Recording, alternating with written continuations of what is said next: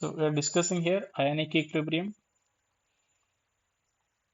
So in this chapter we are going to discuss basically pH calculations is the main task, followed by solubility and its solubility product.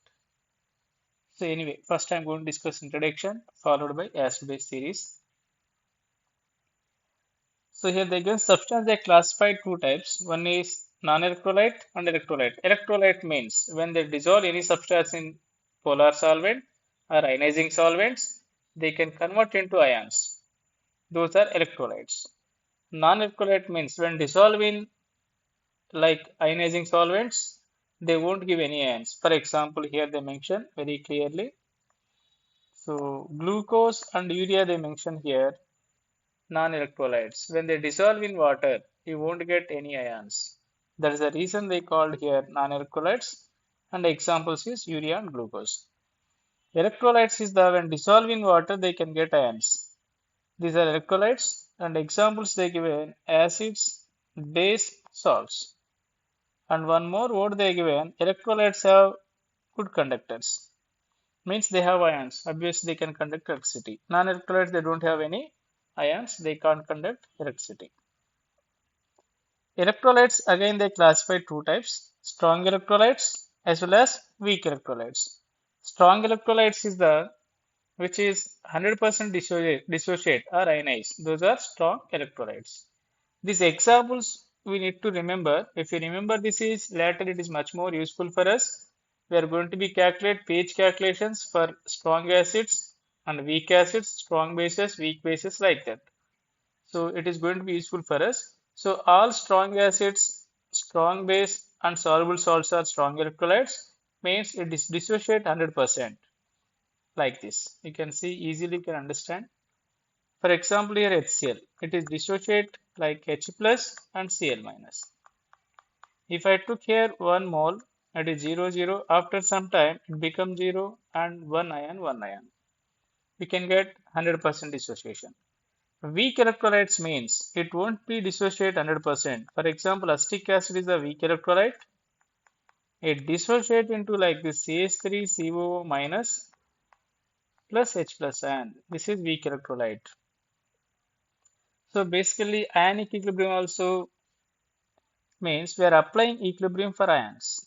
This is the one electrolyte, and you can write here K equilibrium. It is CH3COO minus and H plus by CH3COH. In chemical equilibrium, we did same equilibrium but without ions in that case. For example, H2 plus I2 gives rise to HI. Is there any ions here? No. Here also you wrote product by reactant only. Here also you are writing product by reactant, but here ions is there. We can say wherever ions involving or electrolytes involving in the equilibrium process, that is ionic equilibrium. So we give an example here, basically weak electrolytes, which is weak acid, weak base, and sparingly soluble salts. Means this won't be dissolved 100% in water. So they can soluble less. That is the reason they given sparingly soluble salts. So next concept we are discussing here, acid base theories. So first acid base theory is Arrhenius concept. It is a basic theory which you learn already in 10th standard also.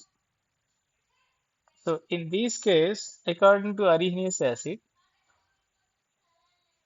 the substance which dissolve in water or ionizing solvent who can release the H plus ions, that is the Arrhenius acid. So H plus donor indirectly. These are acids. And OH minus donor is the base. So again they classified here acids is three types: monoprotic acid or monobasic acid, and diprotic acid or dibasic acid, triprotic or tribasic, or you may can say polyprotic also. Its meaning monoprotic meaning it releases only one H plus ion, single H plus ion. Diprotic means it releases two H plus ions. Triprotic means 3H plus ions. We can see corresponding examples also here. See here, HCl is there. You can find out HCl is monoprotic acid. I'm getting here only one H plus ion. If you are choosing H2SO4, it is dissociate. I can get here 2H plus ants. So it is diprotic acid. H3PO4 you can choose. How many H plus ants you can get? 3.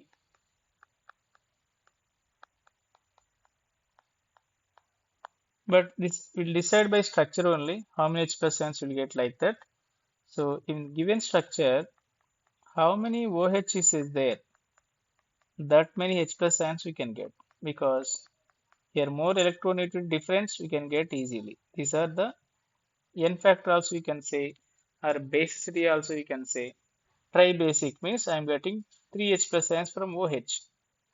Tri-basic, we are getting H plus ions from OH. This is tri-basic acid. Base meaning the substance who can donate OH minus ions, that is called base. Here monoacidic base, it can releases only one OH minus ion. Diacidic base, it can releases two OH minus. Triacidic base, it can release 3 OH minus. So corresponding examples. We can get NaOH supposed to be. How many OH minus ions you can expect here? So NaOH, it can releases one Na plus and plus one OH minus ion. This is monoacidic base. If you are choosing calcium hydroxide, it can releases two OH minus ions. If you are choosing FeOH thrice, how many here? Fe plus 3 OH minus ions. These are the monoacidic base, diacidic base, triacidic bases. So base meaning who can release OH minus ions after dissolving in ionizing electrolytes. In ionizing solvent, who can release the OH minus ion means that is base. Who can release H plus ion means acid. So neutralization is there. One more concept, neutralization. Neutralization. This is we learn already 10th standard. So neutralization means when acid plus base they are combining, you can get here salt plus water. This is the basic idea. So according to Arrhenius acid base theory, H plus donor is acid and OH minus donor is base. So you can get here NaCl plus H2O. Actual neutralization basically you have to apply the formation of one water molecule.